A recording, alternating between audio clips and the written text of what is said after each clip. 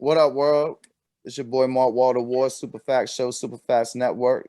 Today we got with us a straight up 5-star general of West Coast rap, a certified legend on the fresh off the release of his rework Glass House, the prequel, Glasses Malone. How you doing today, family?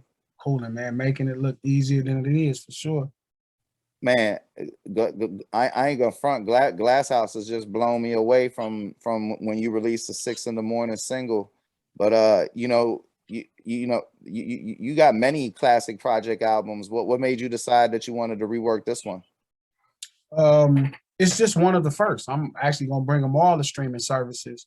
This was just the first time I realized that, like, I knew exactly how to do this one. So I started on it like last year and I got it together. So I delivered it first. But I'm working on For Glasses Malone right now to bring it to streaming apps. So reimagining it and really being able to deliver the message that I intended to deliver, but with the knowledge of understanding how records and hip hop and marketing works. So it's gonna be dope. If you're a Glasses Malone fan, to listen to my music again after you heard it the first time, it's gonna be so much sweeter to brag. And if you just getting up on all of my new shit, you'll be able to go back and get the whole story. Like, oh, this is what created the monster.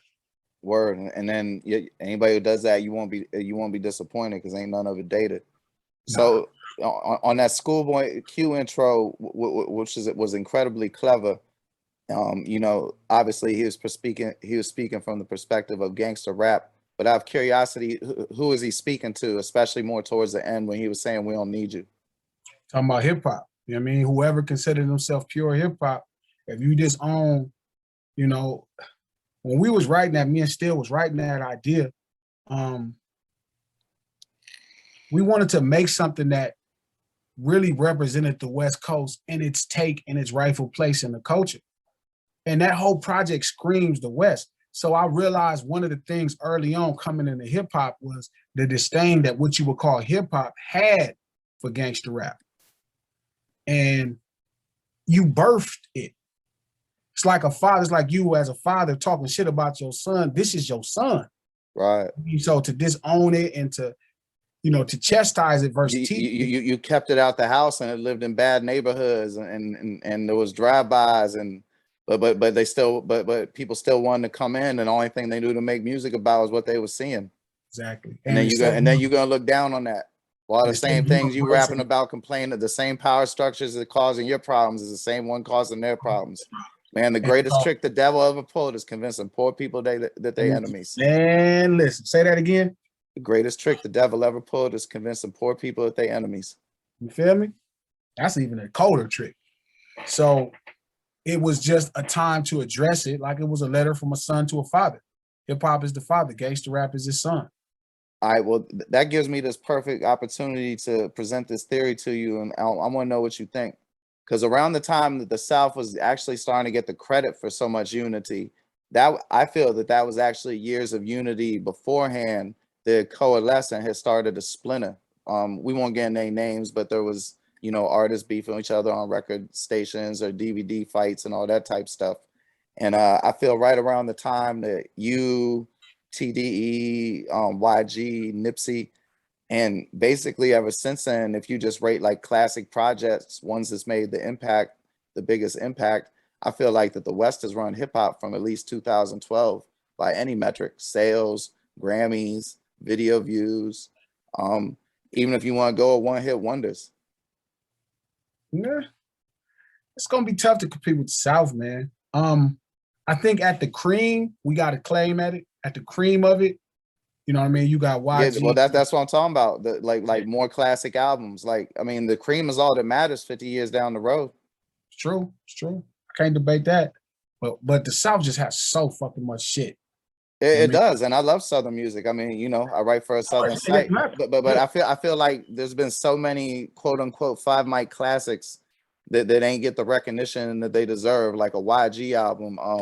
I'm not sure that Vince Staples. I have been over that conversation about what Tooted and Booted represented to West Coast music and music in general, and then also what My Crazy Life did. I think obviously everybody knows what Kendrick Lamar and Q and soul, and rock, and their contributions, man.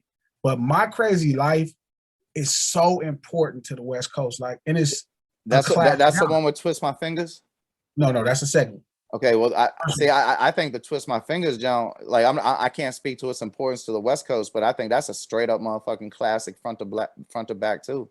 I wouldn't be mad at that, man. YG is a really underrated artist, so you couldn't do nothing but get me to advocate for it. But I definitely think the first album, the job DJ Sycamore, who and that he did, is incredible.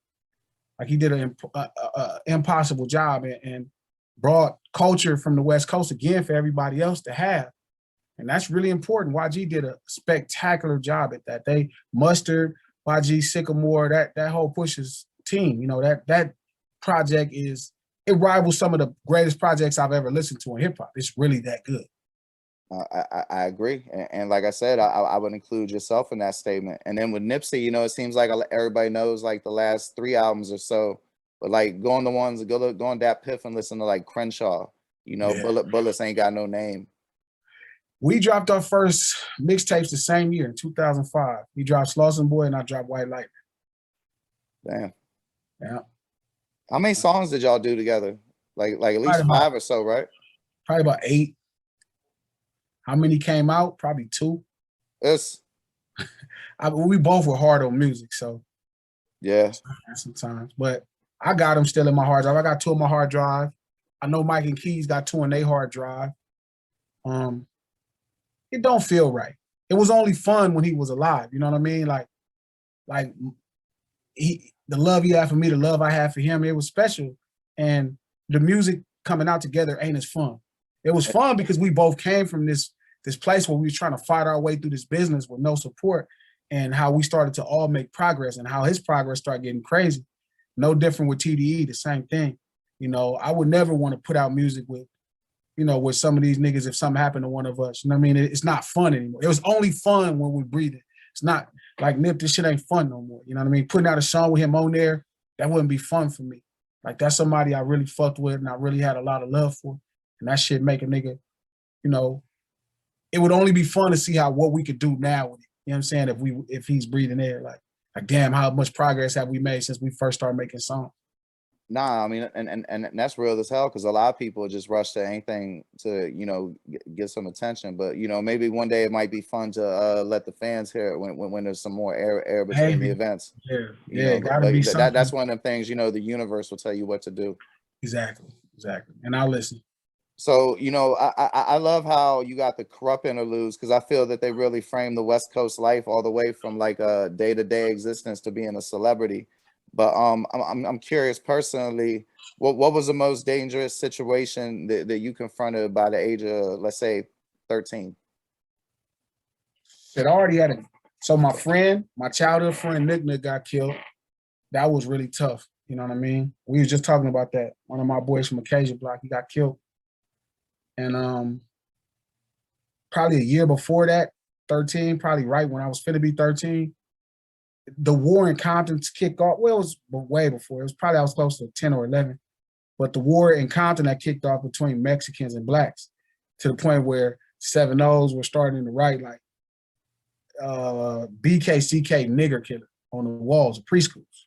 Damn. And so we saw it happening, but we were so young, you know what I mean? We didn't really kind of think it affected us until it affected us, where I was walking home, some of my boys, and we were kids, you know, 11, 12 years old, we weren't no fucking gangbangers. And it's a Mexican gang pulled up on us, these 7-0s, and they stuck a gun out the window. It had to be a tech now that I'm grown, but it had all the holes in the muzzles, and they was finna kill us. Dude had the gun out there, and he's like, oh, them little kids. He's like, fuck that, they might be futures, and like argued and something, and then he just put the gun and they rolled off, but we'd have been shot. We didn't even run. Damn. No, that was pretty much the toughest thing at that point, outside of watching the homie die. Yeah, that's crazy. I can imagine. So, man, it's hard to segue from that, but sticking with the Kurupt theme, have you ever seen Kurupt battle? Nah, I never seen that in real life. But I seen him freestyle on some niggas when niggas went to freestyling. He ain't giving niggas no breaks for sure. Sure. Now, he's not giving niggas no break. He'll serve a nigga right now. So it wasn't an actual battle. It was more of a cipher. But he wasn't fucking around. He wasn't going like in that skit. You wasn't finna out rapping. Maybe it would have been a battle if they hadn't heard him in the cipher. They might have put their battle outfit away. What do you say? Ain't nobody got no deals. Yep, exactly. So again, like I love Gangster Boogie and how you rework Girls All Pause, because like that's definitely one of my favorite songs ever. And man, Streets is a Mother is a super underrated motherfucking like straight up motherfucking classic. So shout out to you for doing that. But what gave you that idea? I was listening to the whole project and I was like, damn, man, like it's more contemporary. It was more modern, like West Coast rap. It wasn't nothing too G-funky, and it was for around 2012, so it shouldn't have been. But I just wanted something that felt like something I grew up to, that I really, really enjoyed. And Gotcha. So when I reached out to Fingers, I was like, man, I need to hit somebody. Who can I go to that's gonna give me something that screams the West Coast? I hit Battle Cat. He sent me something that I got, but I used for something else. Warren, I didn't get the beats in time. Daz, I've harassed Daz every day for beats for 3 years, and I haven't got him, but he said he's gonna do them, so I'm gonna harass his ass every day till I get my Daz beats. So I went to Fingers. Fingers is that secret West Coast monster that don't really get a ton of credit. He's made, hit records, like gold and platinum records for the West, but he doesn't get credit. And he's a really good friend of mine. So I called him and he sent me 3 ideas, and that was one of them. And I'm like, oh, this is it. This is what I was looking for right here. And calling Game, me and Game started my career, to a degree. Big Face, G-Ride, and Game. So to take it back to how we started was dope. Hey, can I ask you something? And this is what my wife says, so please don't get mad at her. Sure. She knew Girls All Pause. I'm 43. She's a few years younger than me, and so I wanted her to hear the song, and she said she couldn't tell the difference between you and Game's voice. That's always been a tough thing that people have had to contend with. I can't know, like you're way more relaxed and like got more of a baritone. Yeah, but our texture is different, but it's a lot of comparables. I'm not mad at that though. Chuck is a motherfucking multi-platinum legend from this motherfucker, so that's all love. I was just curious if you'd ever heard that before. Oh yeah, I used to hear that all the time. But I also think that's not necessarily for somebody who really care about hip hop and paying that much attention. I mean, and then sometimes, like, I remember when we talked about B.O.B. on a Throwback Thursday segment, and I remember when he came out, a lot of people said he sounded like Andre 3000, and then come to find out, like, he grew up like 3 streets over from where Andre 3000 did, and since they got about the same, I ain't too good at saying like octaves of voices or whatever, but they got about the same pitch of voice. It make perfect motherfucking sense that they sound kind of the same. What's funny is I think he's one of the main people that can keep up with Andre 3000. If Bob and Andre did a song, I guarantee you Bob verse would be just as good, if not better, than Andre 3000. I agree. I totally agree. And I would love to see that happen. I would love to see Andre do a rap song with Bob where they just rapping. Like Bob would finally get the credit he deserves. I think he got the credit amongst the people that he want the credit from, though. I kind of get that feeling. He gives me the feeling that he's kind of like satisfied with but I want more. I want him to be revered as the great MC as he is. That's just me. But all of us, me and Game, all of us are kids of NWA and Ice Cube. So our tones is gonna be nasty like that. It's gonna be ferocious. I agree about Bob. I was listening to some of his earlier shit last week when I was mowing the lawn, the old LRG mixtape and the Tales from Planet 9, like the old DJ Scream shit, like right when he first signed with Grand Hustle. And like with the Amy Winehouse, man, yeah, that shit was vicious as shit. But wow. So back to the Glass House prequel. You ever met Rihanna? Well, I've met her in Crossing, and I seen her do some crazy shit, but I never sit down and talk with her. So we don't know if she's ever heard the song.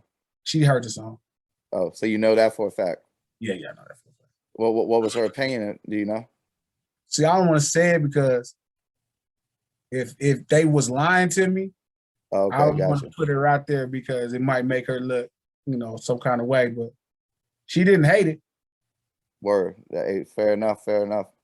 So speaking of going all the way to the opposite of that, my favorite song, and it was really just because of the way you were flowing on it. What was Rolly Time, which you know, you spoke a couple times about your skills as a storyteller, but I think that really establishes you as like a top flight storyteller that needs to be put in the pantheons of like the Killer Mikes, Ghostface Killers, Slick Ricks, Ice Cubes, and um I'm curious who produced that, and then what's your favorite song on the album?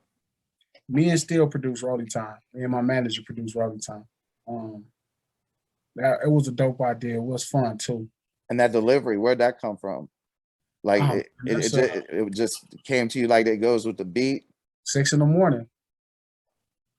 I just didn't overflow it. That's all. I just let it be what it was. It went with the beat, but the idea, like I was inspired by Boys in the Hood at 6 in the morning.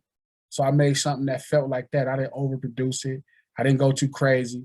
I just made it something simple to where you can get the vibe. Got you. Well, shit, you definitely did that.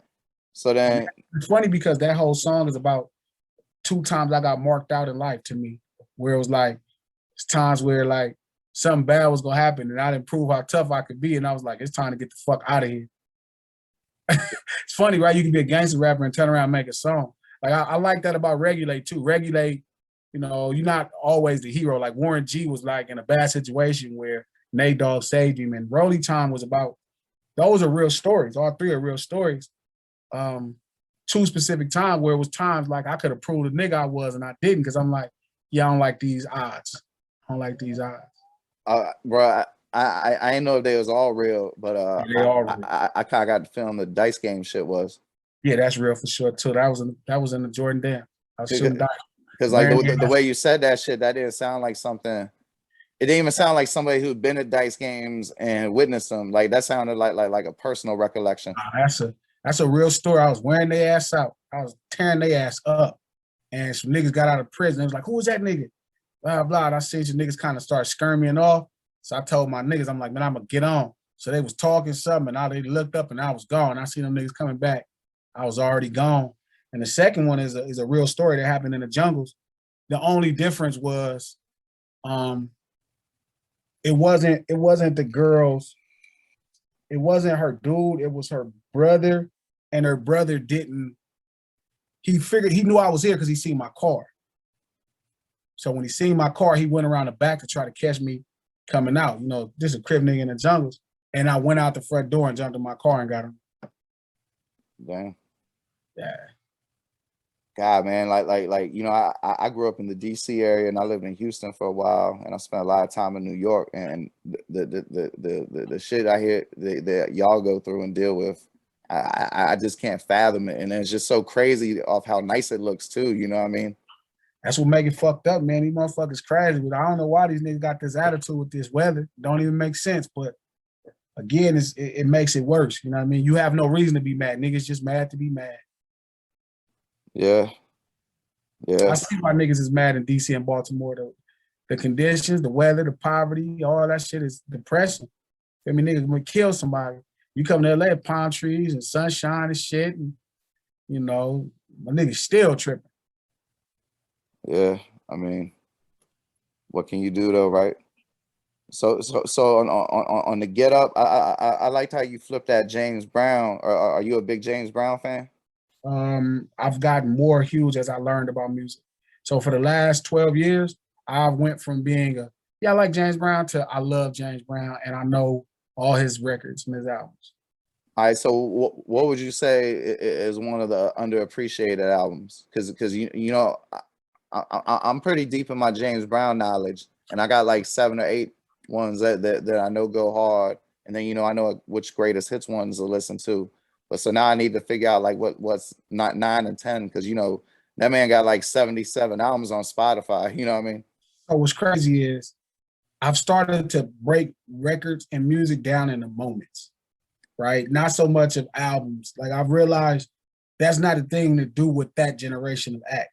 right? So I break this shit down in moments. Word, It ain't like word. I hip-hop. know what you mean. That's true as a So motherfucker. the most underrated moment of James Brown is his performance at the Tammy Show in '64 when he performed you got your high heel sneakers on and you're slipping mule. You got your that performance at the Tammy Show. That's the jump with the Rolling Stones performed too, right? And they was all dressed like surfboard motherfuckers and shit. No, that's not this. What? No. Or the Tammy's the Motown jump. No, the Tammy is the stage. It was the host. It was the show. Okay, Tammy Show was gotcha. like a TV show, and he performed right in front of white America, and it was yeah, like, it was a mostly white show, right? Yeah, he was like going crazy. Oh, Yeah, you talking about the people that was hosting it? Yeah, they had like the surfboards and shit. Yeah, yeah. They was all like college sweater looking motherfuckers and shit. Yeah, and that motherfucker came out of sight, and I watched that performance on YouTube. I'm probably up to about 130 times. Hey, I know about it, bro. I've watched. I mean, I ain't fucking with you, but I've definitely watched that one many So when times. it's like when they announce it, when a white guy announced to me like it's Brown and the famous flame, and the fireman hit him with the fire extinguisher, the famous flames, and them motherfuckers came out, man. And I noticed they never stopped dancing. And even when James Brown would go away from the mic, he would never walk back to the mic. He would always dance back to the mic. It was like, that's the most, like when people talk to me about doing a concert and want to do a show or asking me questions about concerts, I'm like, if your shit ain't trying to be better than this, you shouldn't do it. Word. That is what this shit's supposed to look like. That's probably the most underappreciated James Brown moment ever, is that Tammy Show. Like, he fucked that up. Yeah, nah. That was definitely nice. But even though you don't fuck with albums, you have listened to I believe it's either the 69 or the 71, is whichever one's the first one, Live at the Apollo album. Yeah.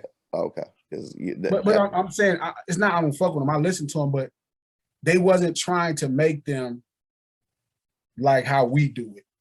You know what I mean? But that's the one, he did himself out of his own pocket. Yeah. But I'm saying, even then, it wasn't, they were more about records at that time to me. You know what I mean? Like, word. I know what you mean, singles and shit. Yeah. Yeah, versus when we start trying to piece, moving forward, coming into the 80s, it started being more about whole bodies of work. I mean, it was, but it really became about whole bodies of work in the 80s. Before that, it was about one joint and building something off of that one joint. Yeah, definitely. So on the original Glass House, you had a version of 6 a.m. I'm curious, what was Ice-T's reaction to the original one? I don't think he ever heard it. Even when y'all made the new one with him on it? Nah, because remember the first one had me, Joe, Moses, Kurupt, and Todd. Yeah, see, I was gonna get to that. The other question was gonna be, did you ever consider making a mega mix? I want to, but I want to do a super C mix. I'm trying to get Vince Staples. I got a verse from Kiki Loco from True Blue, and I'm trying to get Vince Staples to do a verse on it. But this would include like your OG verse and Kurupts verse Now that's what I'm talking about, like a mega mix so someone can get the whole flavor. Like I like when people used to do that on mixtapes back in the day. Me too. Maybe, but it was so like not even as nothing official, you know what I'm saying? Like just a song the DJ did. Yeah. That'd be tight to hear, but I wanted to do a super C mix. I'm gonna do that. I'm just waiting on Vince Staples. Like, I'm gonna get Vince to do his verse. I'm gonna call him as soon as we get off the phone, get him to do his verse, and put together this super C mix with 5 generations of Crips. Oh man, like I hope Dub C or 8 be on that, because you know that duo that duet album they had a couple, maybe 3 years ago, was so fucking underrated. And I'm trying to get Dub on something. I actually got a song out to 8 right now. I'm supposed to have it back soon. That's super dope. But I've been working on getting Dub on something. What's funny is we wrote the poem. It's 2 people when we wrote Dear Hip Hop, the first song. When we wrote that song, we wrote it for 2 voices, Ice Cube and Schoolboy Q, because they, to me, sound the most like LA. They the most, to me, that sound the most like gangster rap. The cadence, the accents, everything about what they do. Scream Los Angeles gangster rap. So I'm working on trying to make sure I sew all of my lineage together from the coast. You know what I'm saying? Hey, I got none but respect for that. When you drop the C mix, I'll get a DJ to do a mega mix of all the joints. Fire.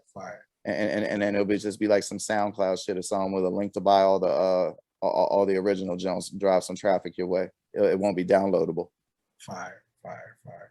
I bet. So you know, I ain't trying hold you up too much longer. So I only got a couple more things on the show no love, and I don't want to say my man name wrong. What was the homeboy's name you were talking about in the first verse?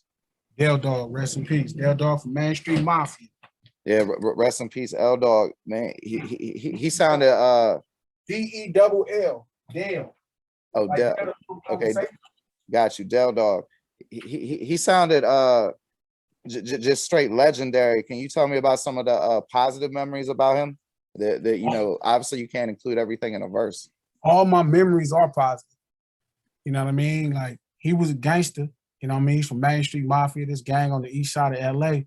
But he had a flair about him as far as his representation of being from where we from and being a Crip. You know what I'm saying? Being an east side nigga, his flair was unbelievable. His attention for details, his leadership, his generalship about him, everything was like special. He was flipping mad cars for a profit, huh? Man, that, and he could put together cars. He just had this regal sense about him, man. Like, he was a special guy. I know what you mean. And it's funny because, so this is a prime example, like, right? I don't have the memories. Dale probably did all this bullshit in the streets like everybody else. He did. But my memories of him was so dope because he had got into mini bike racing. And me and my boys came up on like a motor and we sold him the motor. And to listen to him bargain you down about a motor when this motherfucker got money, right? So we've done 2 or 3 or 4 business transactions. And the funniest shit to me is I had a 85 LTD, like almost looked like a police special. It was a 2-tone brown. It was this funky ass 2-tone brown LTD, but it was so fucking clean. It had a rubber floor mat for the floor, but it was my car. I used to love this car because it was so low key. I never got pulled over. I mean, you could just get up on anything.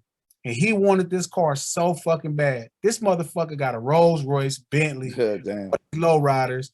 You know, he got his own record label called Mafia for Life. You know, he got money, girls, whatever you think.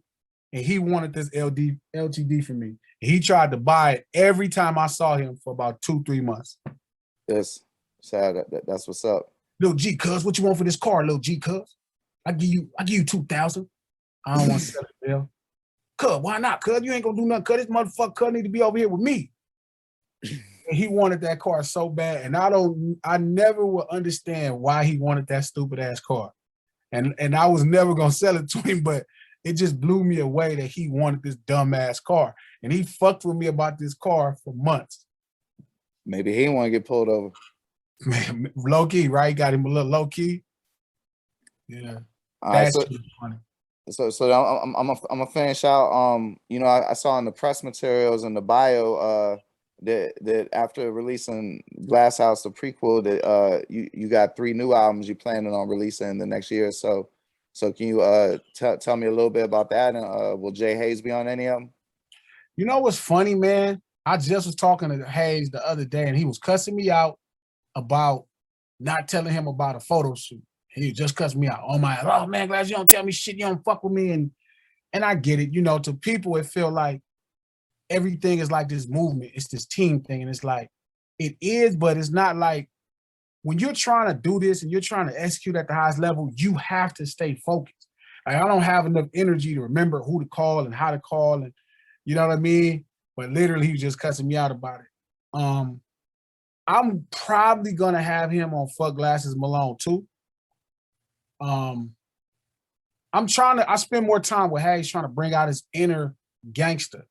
Like, not the inner New York, his inner East Coast influence, but because Pittsburgh culture is so heavy and banging, I'm trying to bring that out. And once I get that out, then we able to make music, because I don't make music with punchline niggas like that. Like, you really got to be on some, feel me, like dope boy gangster shit. Yeah, I make gangster rap, straight up unadulterated gangster rap, and you got to make gangster rap to rap with me. So just getting him in that space. I got a project that's about to drop. It's all produced by Irvin Pope. We did it together. It's a producer from Watts. The first single come out in December. It's gonna fuck shit up. I dropped the second single off of it in January. It's gonna fuck shit up. And I'm just dropping a project that's really holding my nuts, telling niggas I don't give a fuck. I just don't. I can dig that. Yeah, I just don't. Shit, I can definitely dig that. Ain't no reason to, right? Man, what are we doing, man? We make gangster rap. Like, what the West Coast look like giving a fuck? Nah, I can certainly do. That's what y'all come to us for, right? Y'all come to us because we the voice of not give a fuckness. If we wanted the voice of reason, we would go to East Coast rap. If we wanted the voice of everything else, we'd go to those people. We wanted the voice of blues, we'd go to the South. We wanted the voice of heart and soul, we go to the Midwest. Y'all come to us for the funk.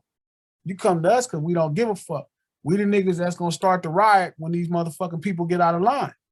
I mean, when you talk about the South though, like yeah, there probably ain't too much overlap between the West and like the Atlanta and Florida, other than that era of Lil Jon with E40 and Too Short. But I mean, I feel like there's hella overlap between Texas and California. Hands down. But one thing I love about the South is they're a much more rooted culture. Like they are rooted into everything. The music is rich. It's much more richer than our music. I mean, historically, whether it's the Ghetto Boys, whether it's the shit Toomp is doing for Tip, whether it's Outkast, it's rich. It's a rich type of, like blues about it all the time at its best levels. For us, our shit is just attitude. It's more attitude than Texas. It's more attitude than Georgia. It's more attitude than Florida. And right now, we're not doing our part.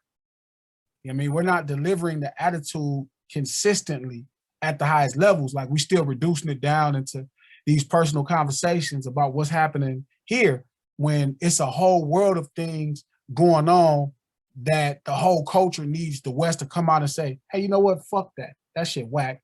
And I don't give a fuck if y'all don't like it. We came out telling y'all fuck the police. That's why y'all fuck with us.